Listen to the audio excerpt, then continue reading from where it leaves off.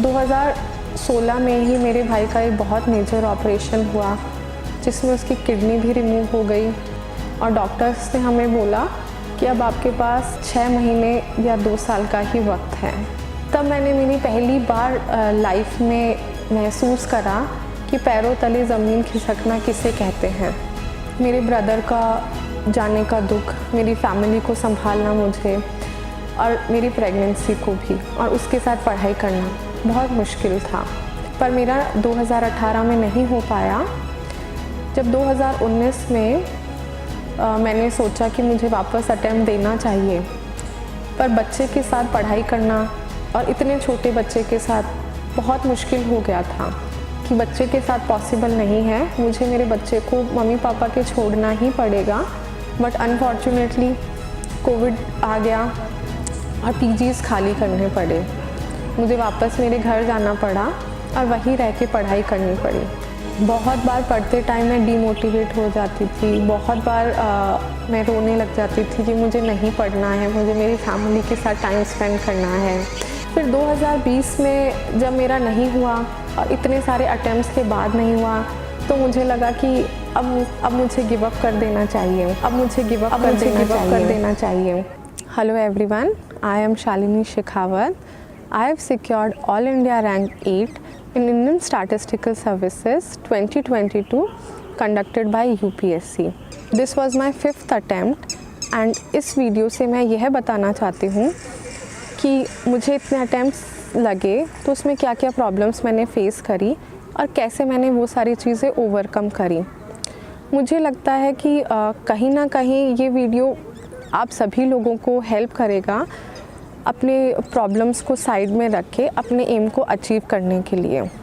अगर मैं अपनी बात करूं तो मैंने स्कूलिंग और ग्रेजुएशन जयपुर से ही करा है और मेरा पोस्ट ग्रेजुएशन आईआईटी बॉम्बे से हुआ है। उसके बाद मैंने 2 साल जॉब करी और फिर इंडियन स्टैटिस्टिकल सर्विसेज की प्रिपरेशन के लिए 2016 में मैंने जॉब छोड़ी और 2017 के अटेम्प्ट के लिए मैंने कोचिंग ज्वाइन कर ली। मैंने जून में कोचिंग ज्वाइन करी और जून में ही मुझे पता चला कि मेरे ओनली ब्रदर के कैंसर है। किसी भी बहन के लिए ये बहुत ज़्यादा हार्ट ब्रेकिंग, डिवास्टेटिंग हो जाता है कैंसर सुनना अपने किसी भी फैमिली मेम्बर के लिए, और वो तो मेरा भाई था। इस दौरान पढ़ने में बहुत मुश्किलें आई, कंसंट्रेट करना बहुत मुश्किल था। 2016 में ही मेरे भाई का एक बहुत मेजर ऑपरेशन हुआ जिसमें उसकी किडनी भी रिमूव हो गई। काफ़ी बार ऐसा हुआ कि मैं उसके साथ नाइट में हॉस्पिटल में ही स्टे किया और मैंने वहाँ से ही अपनी पढ़ाई करी और रात को मैं पढ़ाई करती और दूसरे दिन मैं कोचिंग जाती और वापस मैं मेरे भाई के पास आती। मुझे लगता है कि उस दौरान कंसंट्रेट करना काफ़ी डिफ़िकल्ट था। 2017 के अंदर मेरे भाई का दूसरा ऑपरेशन था। वो दूसरा ऑपरेशन हुआ तब हमें पता चला कि ऑपरेशन सक्सेसफुल नहीं हुआ है और डॉक्टर्स ने हमें बोला कि अब आपके पास 6 महीने या 2 साल का ही वक्त है। तब मैंने मेरी पहली बार लाइफ में महसूस करा कि पैरों तले ज़मीन खिसकना किसे कहते हैं। मेरे लिए काफ़ी हार्ट ब्रेकिंग था, मेरी पूरी फैमिली के लिए काफ़ी हार्ट ब्रेकिंग था। 14 या 15 मई को मेरा आईएसएस का एग्ज़ाम था और 17 अप्रैल को मेरे भाई का ऑपरेशन था, सेकंड वाला, और ये बात हमें पता चली। मेरा भाई का बॉम्बे में ऑपरेशन हुआ था। मैंने इमीडिएटली फ़्लाइट बुक करी और मैं मेरे भाई से मिलने गई और मुझे ये न्यूज़ पता चली। ऑब्वियसली ये न्यूज़ सुनने के बाद में किसी को भी पढ़ाई में कंसंट्रेट करना बहुत डिफ़िकल्ट हो सकता है। मेरे लिए तो काफ़ी डिफ़िकल्ट था। जैसे तैसे मैंने मई में एग्ज़ाम दिया, मेरा नहीं हो पाया।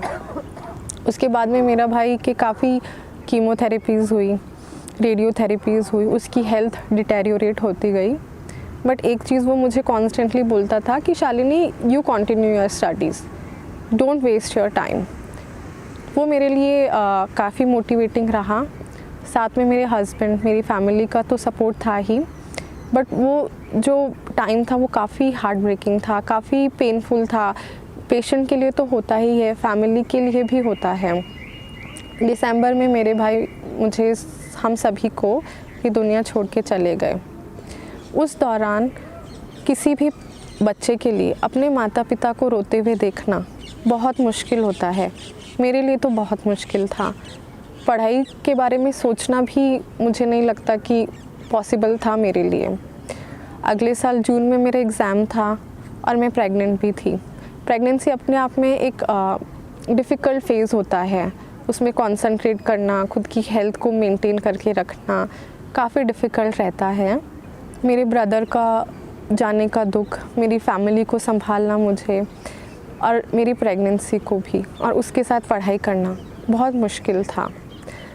पर मैंने हिम्मत नहीं हारी क्योंकि मेरे साथ मेरी फैमिली का सपोर्ट था। पर मेरा 2018 में नहीं हो पाया। जब 2019 में मैंने सोचा कि मुझे वापस अटेम्प्ट देना चाहिए, पर बच्चे के साथ पढ़ाई करना और इतने छोटे बच्चे के साथ बहुत मुश्किल हो गया था। उसी दौरान मैंने अनु कुमारी मैम का एक इंटरव्यू देखा, जब उन्होंने इंटरव्यू में शेयर करा कि उन्होंने अपने बच्चे को अपनी मदर के पास छोड़ा और वो कहीं और जाके उन्होंने पढ़ाई करी। मेरे लिए वो काफ़ी मोटिवेटिंग था, काफ़ी इंस्पायरिंग था। मैंने भी सेम डिसाइड करा कि बच्चे के साथ पॉसिबल नहीं है, मुझे मेरे बच्चे को मम्मी पापा के छोड़ना ही पड़ेगा। तो मैंने पीजी में एक रूम लिया और मैं वहाँ रहने लग गई। मेरे पेरेंट्स ने मेरे बच्चे को रखा और मेरे mother in law, father in law, मेरे सिस्टर इन लॉज, जब मेरा बच्चा मुझे मिस करता था, जो मुझे मेरी मम्मी, मेरे मदर इन लॉ से पता चलता था, तो मुझे लगता था कि अगर मैं पीजी में आई हूँ तो मुझे रोने धोने से, टाइम वेस्ट करने से कोई मतलब नहीं है। तो मैं अपना और एफ़र्ट देती थी पढ़ने के लिए। बट अनफॉर्चुनेटली कोविड आ गया और पीजीज़ खाली करने पड़े। मुझे वापस मेरे घर जाना पड़ा और वहीं रह के पढ़ाई करनी पड़ी। वो अपने आप में काफ़ी डिफ़िकल्ट टाइम था, बिकॉज़ एग्ज़ाम्स डिले हो गए थे, कुछ पता नहीं था कब होगा। मुझे लगता था कि मुझे वापस मेरे हस्बैंड और इन लॉज़ के घर ही चले जाना चाहिए, बच्चे के साथ ज़्यादा टाइम स्पेंड करना चाहिए। बट यहाँ मैं कहना चाहूँगी कि मेरी फैमिली ने बहुत सपोर्ट करा।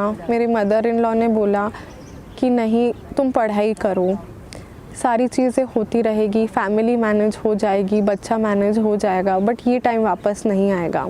तो कोविड के टाइम में पढ़ाई करना मुश्किल हो गया था मेरे लिए, क्योंकि मेरा बच्चा भी घर पे रहता था, मुझे पढ़ाई करनी होती थी। बच्चा क्रॉल करके मेरे पास आता था और सोचता था कि शायद मम्मा खिला ले मुझे, शायद मेरे साथ टाइम स्पेंड करे, और उसको मना करना छोटे से बच्चे को बहुत मुश्किल था, और उसके बाद पढ़ाई करना उससे भी मुश्किल था।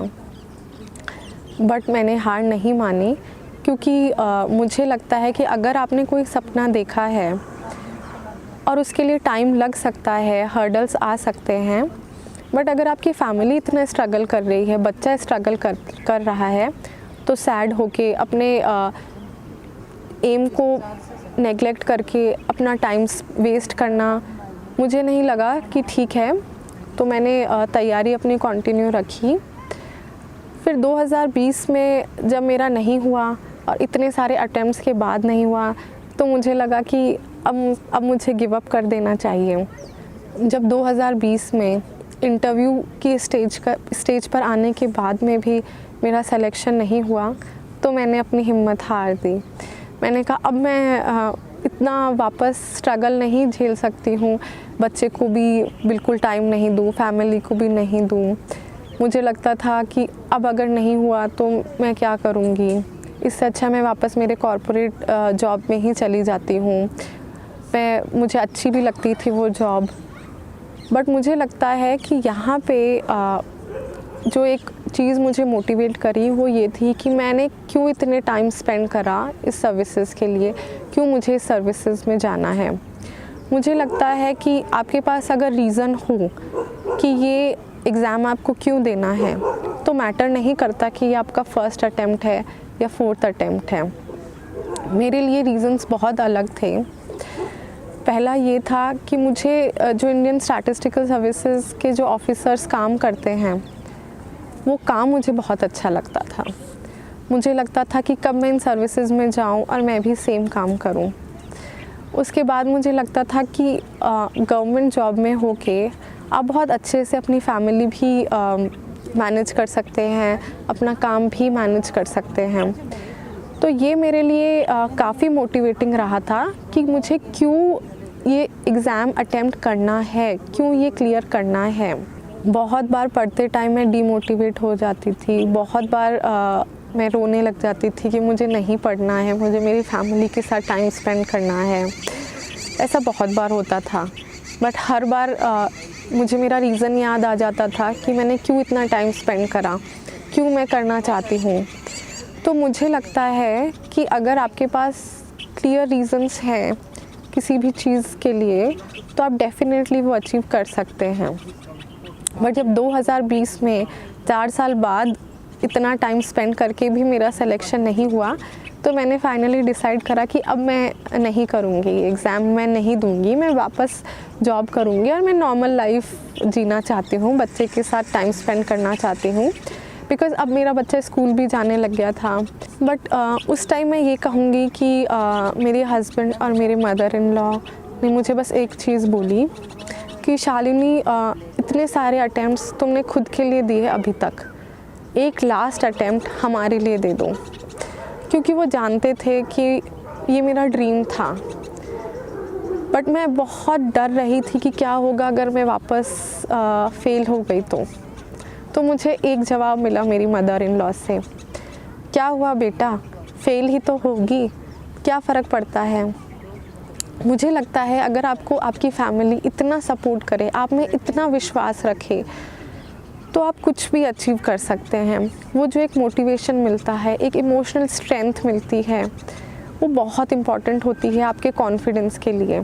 क्योंकि इतने फेलियर्स के बाद में कॉन्फिडेंस मुझे नहीं लगता मुझ में था वापस अटेम्प्ट करने के लिए। तो अगर मेरे हस्बैंड या मेरे मदर इन लॉ ये नहीं बोलते तो आज मैं ये सर्विसेज क्रैक नहीं कर पाती। तो मैं बहुत बड़ा योगदान देना चाहूँगी मेरे हस्बैंड का, मेरे मदर इन लॉ का, मेरे फादर इन लॉ का, मेरे मदर का, मेरे फादर का, मेरे सिस्टर इन लॉज़ का एंड डेफिनेटली मेरे सन का। बिकॉज़ अब मेरा सन स्कूल भी जाने लगा है। जो एक चीज़ मुझे थी कि कैसे मैनेज करें, मुझे लगता है अगर मैं ये एग्ज़ाम क्लियर कर सकती हूँ तो कोई भी कर सकता है। अगर आप सच में कुछ चाहते हैं तो आप डेफिनेटली वो अचीव कर सकते हैं।